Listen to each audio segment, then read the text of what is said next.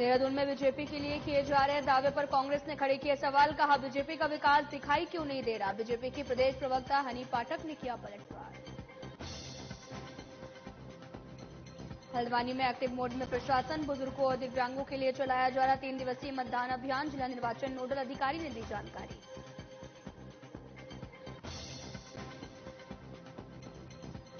रुद्रपुर में चोपड़ा पंच लीग का आयोजन। 12 मई को शुरू होगा टूर्नामेंट। प्रेस वार्ता कर मोहित चोपड़ा ने दी जानकारी।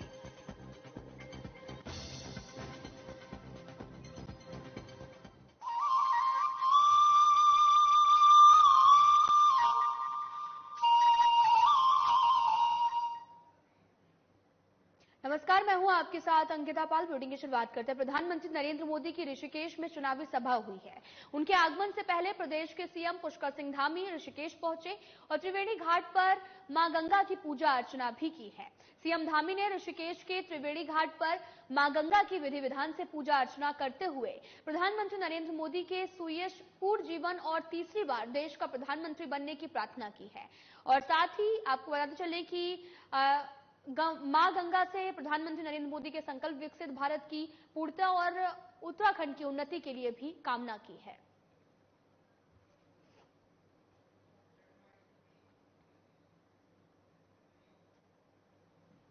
उत्तराखंड कांग्रेस ने कांग्रेस के राष्ट्रीय महासचिव प्रियंका गांधी वाड्रा की चुनावी जनसभा में 1 लाख से अधिक लोगों को जुटाने का लक्ष्य रखा है। और प्रदेश कांग्रेस संगठन उपाध्यक्ष मथुरा दत्त जोशी ने भी बताया कि प्रियंका गांधी 13 अप्रैल को पहले रामनगर फिर रुड़की में क्षेत्र के प्रत्याशियों के समर्थन में जनसभा को संबोधित करेंगी। और इसके लिए पार्टी ने तैयारियां भी शुरू कर दी हैं। कई नेताओं को रैली के प्रबंध की जिम्मेदारी भी दी गई है। वहीं संबंधित संसदीय क्षेत्र के सभी विधानसभा क्षेत्रों से लोग यहां पर पहुंचेंगे।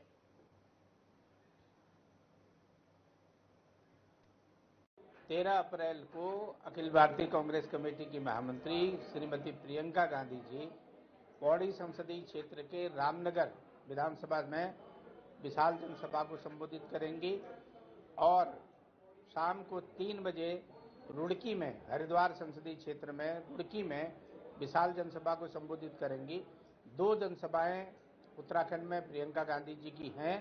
पहली पौड़ी संसदीय क्षेत्र के रामनगर में, दूसरी हरिद्वार संसदीय क्षेत्र के रुड़की में। और प्रियंका जी के साथ हमारे प्रदेश के वरिष्ठतम नेतागण। खबर देहरादून से है, जहां पर अपर मुख्य निर्वाचन अधिकारी विजय कुमार जुगदड़े ने मीडिया सेंटर में प्रेस कॉन्फ्रेंस करते हुए कहा कि राज्य के सभी जनपदों में घर घर जाकर पोस्टल बैलेट के माध्यम से पहले चरण के मतदान की कार्रवाई आज पूरी होगी। और अभी तक 85 साल से अधिक 9,993 मतदाताओं में से 8,680 ने मतदान कर लिया है, जबकि 2,899 दिव्यांग श्रेणी के मतदाताओं में से 2,595 दिव्यांग मतदाताओं ने अभी तक अपना मतदान कर लिया है। घर घर जाकर पोस्टल बैलेट के माध्यम से दूसरे चरण की मतदान प्रक्रिया 11 अप्रैल से 13 अप्रैल 2024 तक पूरी की जाएगी।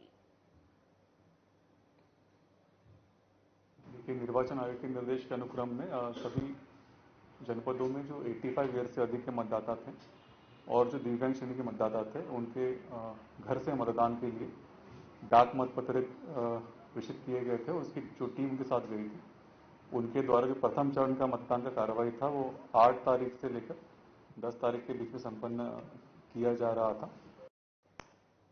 चमोली के तल्ला बागड़ में आपको बताते चले कि कई स्थानों पर पौराणिक काल से ही आयोजित होने वाली बैसाखी मेलों के लिए मंदिर और घर गांव सजने लगे हैं। और वहीं इसके साथ ही देश विदेश में रहने वाले प्रवासी लोगों का भी बैसाखी पर्व के मेलों के लिए भी घर लौटने का सिलसिला जारी है। इन धार्मिक मान्यताओं वाले पौराणिक रीति रिवाजों से मनाए जाने वाले मेलों का महत्व तो इन्हें करीब से देखने से ही मालूम होता है कि आने वाले बैसाखी के पर्व से प्रारंभ होने वाले इन ऐतिहासिक मेलों की शानदार झलकियां जो हैं वो हम आपको तभी दिखा पाएंगे जब ये मेले अपने शबाब पर होंगे।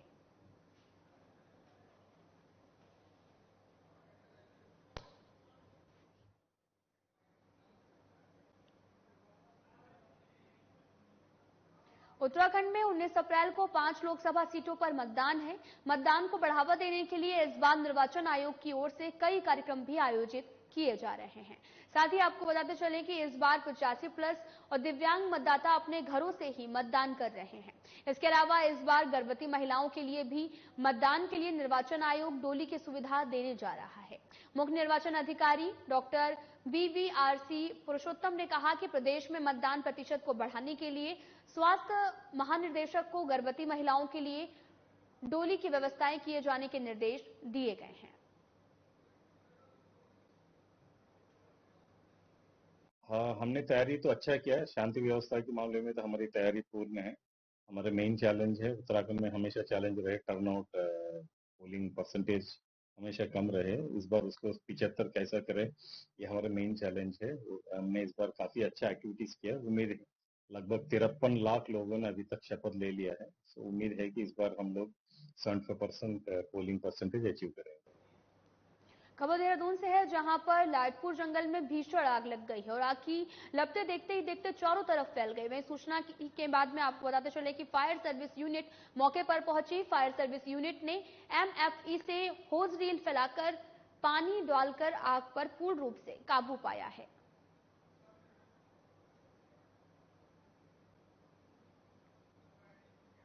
आपको बताते चलें कि ये पूरी जो खबर है वो देहरादून से, जहां पर आग की लपटें देखने को मिल रही हैं। आप तस्वीरें देख सकते हैं कि अब आग पर भी काबू पाया जा रहा है। तो आपको लिए चलते हैं ऋषिकेश, जहां पर प्रधानमंत्री नरेंद्र मोदी की महारैली हुई है। देवभूमि में प्रधानमंत्री की दूसरी रैली है। रैली में सीएम धामी भी मौजूद रहे हैं।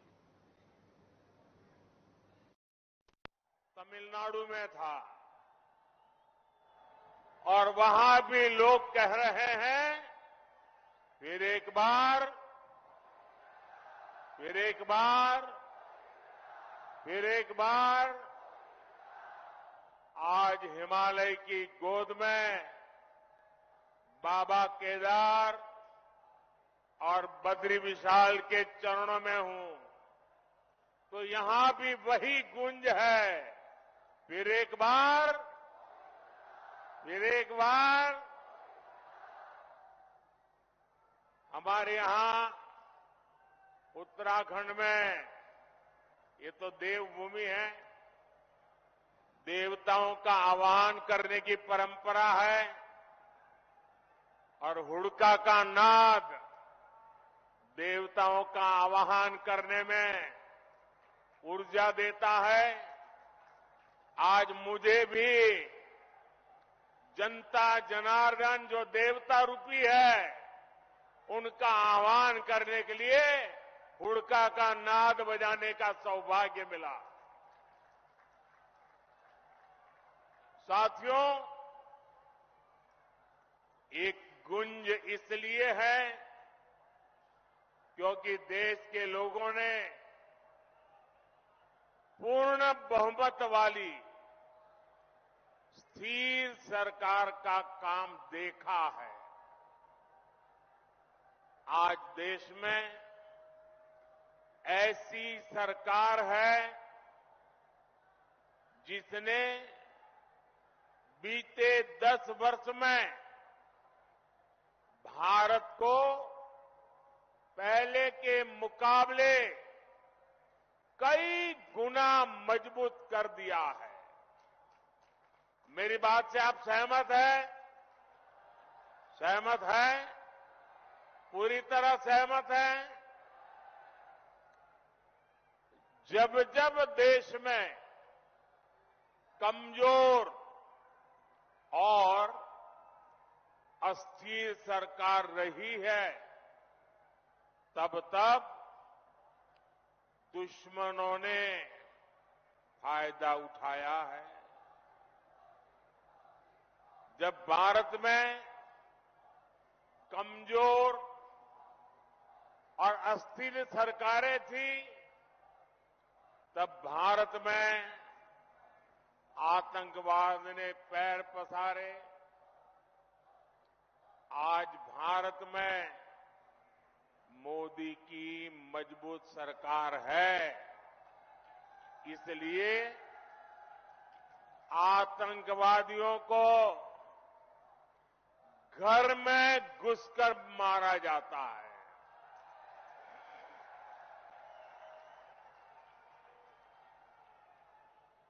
आज भारत में मजबूत सरकार है, इसलिए भारत का तिरंगा युद्ध क्षेत्र में भी सुरक्षा की गारंटी बन जाता है। ये भाजपा की मजबूत सरकार ही है जिसने 7 दशक बाद जम्मू कश्मीर से आर्टिकल 370 खत्म करने का साहस किया। ये भाजपा की मजबूत सरकार ही है जिसने 3 तलाक के खिलाफ कानून बनाया। ये भाजपा की मजबूत सरकार है जिसने महिलाओं को लोकसभा विधानसभा में आरक्षण दिया। ये भाजपा की मजबूत सरकार ही है जिसने सामान्य वर्ग के गरीबों को भी 10% आरक्षण दिया। साथियों, कांग्रेस की सरकार होती तो 1 रैंक 1 पेंशन कभी भी लागू नहीं होता। मोदी ने ये गारंटी दी थी और इसे पूरा करके दिखाया। ये कांग्रेस थी जो कहती थी कि 1 रैंक 1 पेंशन लागू करके हम पूर्व सैनिकों को 500 करोड़ रुपए देंगे। ये मोदी है जिसने 1 रैंक 1 पेंशन लागू करके पूर्व सैनिकों को 1 लाख करोड़ रुपए से ज्यादा उनके बैंक खाते में पहुंचा दिए हैं।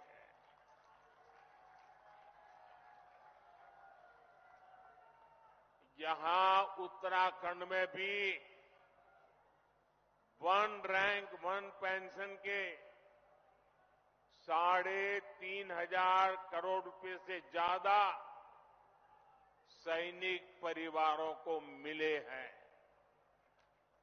भाइयों और बहनों, कांग्रेस के समय में तो जवानों के पास बुलेट प्रूफ जैकेट तक की कमी थी। दुश्मन की गोली से बचाने के लिए पुख्ता इंतजाम नहीं था। ये भाजपा है जिसने भारत में बनी बुलेट प्रूफ जैकेट अपने सैनिकों को दी, उनके जीवन की रक्षा की। आज आधुनिक राइफल से लेकर लड़ाकू विमान और विमान वाहक पोत तक देश में ही बन रहे हैं। मेरी इधर से कुछ लोगों से प्रार्थना है, उधर कुछ लोगों से प्रार्थना है। देखिए, अब आप आगे आ नहीं सकते। हो सकता है आप में से बहुत लोग होंगे जो मुझे देख नहीं पा रहे हैं, लेकिन उसके लिए मुझे क्षमा करें। अब आप सुन करके संतोष कर लीजिएगा। और जो ज्यादा उत्साह और उमंग में है, उनसे मेरी प्रार्थना है, अभी ये जो ऊर्जा है ना, 19 तारीख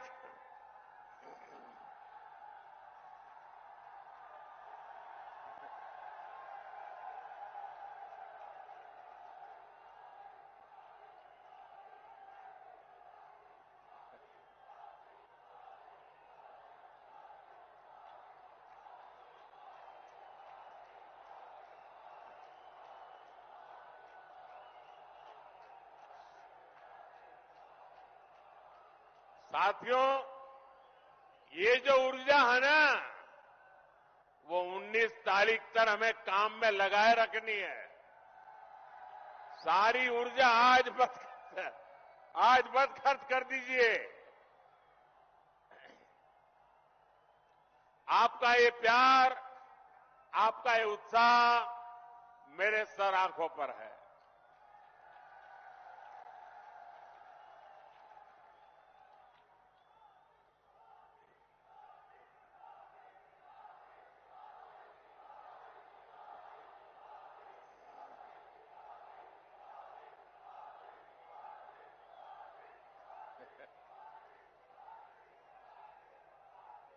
अगर आप इजाजत दें तो मैं बोलना शुरू करूं।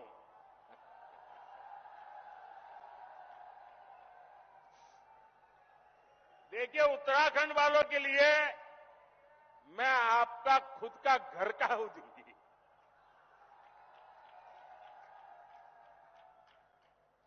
मैं यहां बैठे बैठे सब पुराने पुराने चेहरे देख रहा था। दूर से मुंडी हिलाकर के उनको नमस्ते कर रहा था। आप लोगों से मेरा इतना निकट नाता रहा है दोस्तों, ये मेरा सौभाग्य है और मैं कभी भी उत्तराखंड के प्यार को जीवन में भूल नहीं सकता हूं जी।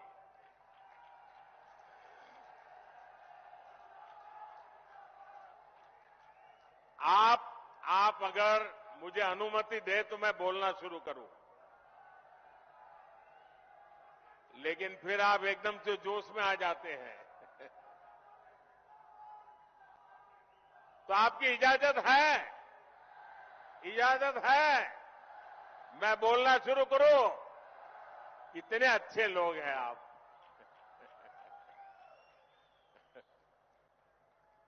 देखिए साथियों, कांग्रेस की कमजोर सरकार सीमाओं पर आधुनिक इंफ्रास्ट्रक्चर नहीं बना पाई। आज देखिए, पूरी सीमा पर आधुनिक सड़कें बन रही हैं, आधुनिक सुरंगें बन रही हैं। साथियों, कुछ साल पहले बाबा केदार के दर्शन के बाद मेरे मुंह से अचानक ही निकला था कि ये दशक उत्तराखंड का दशक है।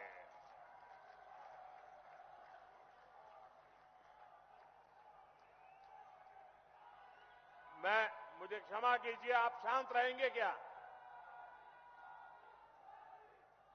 मुझे क्षमा कीजिए, आप शांत रहेंगे क्या? आप कहें तो मैं बोलना शुरू करूं भाई। आपका प्यार, आपका उत्साह मेरे सर आंखों पर, मैंने कहा ना, मैं आपके प्यार को कभी भूल नहीं सकता हूं। लेकिन मैं बोल ही ना पाऊं, इतना उत्साह करोगे तो इतने लोग हैं वो सुन नहीं पाएंगे। मुझे चिंता सबकी है, आपकी भी है। धन्यवाद भैया। हमारी सरकार उत्तराखंड के सामर्थ्य का लगातार विस्तार करने में जुटी है और इसमें बहुत बड़ी भूमिका पर्यटन की है, यात्रा की है, यात्रा धामों की है। ऋषिकेश तो आसपास के कई राज्यों के लिए, वहां के लोगों के लिए पर्यटन का सबसे महत्वपूर्ण केंद्र है। और एक जमाना था जब योग की पूरी दुनिया में धूम नहीं थी, तब भी दुनिया के कई देश के लोग जिज्ञासु के नाते योग के लिए ये हमारे ऋषिकेश आया करते थे। मुझे याद है, बहुत पुरानी घटना है, मैं एक बार यूएसए गया था। अब मुझे वो इतना इंटीरियर इलाके में मैं गया था कि मुझे कोई वेजिटेरियन खाना में तलाश रहा था। अब मुझे कहीं अता पता ही नहीं मिल रहा था। इतने में एक छोटी सी दुकान में एक अमेरिकन नागरिक छोटी दुकान लेके बैठा हुआ था, लेकिन उसके गले में 3-4 रुद्राक्ष की मालाएं थी। तो मैं उसके पास चला गया, तो उसने भी नमस्ते करके मुझे मेरा स्वागत किया। फिर मैंने उसको मेरी कठिनाई बताई, तो उसने कहा, आप चिंता मत कीजिए, मैं वेजिटेरियन हूं, मैं आपके लिए कोई प्रबंध करता हूं। और उसने मुझे अपने तरीके से कुछ वेजिटेरियन बना के खिलाया। और उस समय मेरी उससे बातें हुई कि आपने सब कहां से सीखा है ये माला वाला? तो बोले, मैं बहुत सालों से ऋषिकेश जाता आता रहता हूं, बस उसी के कारण मेरी जिंदगी में ये बदलाव आया है। ये ताकत है इस भूमि की, ये सामर्थ्य है इस भूमि का। भाइयों बहनों, पर्यटन के क्षेत्र में कोई ऐसा एडवेंचर टूरिज्म हो तो हमारा उत्तराखंड है। राफ्टिंग करना हो, युवाओं को यहां है। कैंपिंग करना हो, दिलचस्पी अगर उसमें है तो यहां पर है। या फिर आध्यात्म और योग में रुचि रखने वाले व्यक्ति हो, ऋषिकेश आकर हर कोई आनंद से भर जाता है।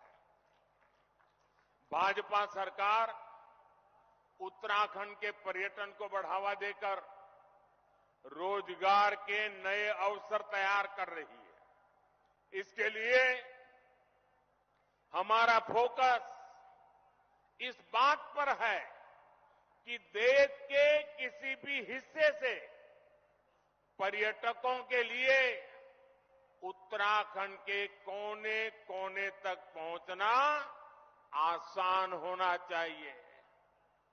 इसलिए हम देवभूमि में रोडवेज, रेलवेज, एयरवेज की लगातार सुविधा बढ़ाते जा रहे हैं।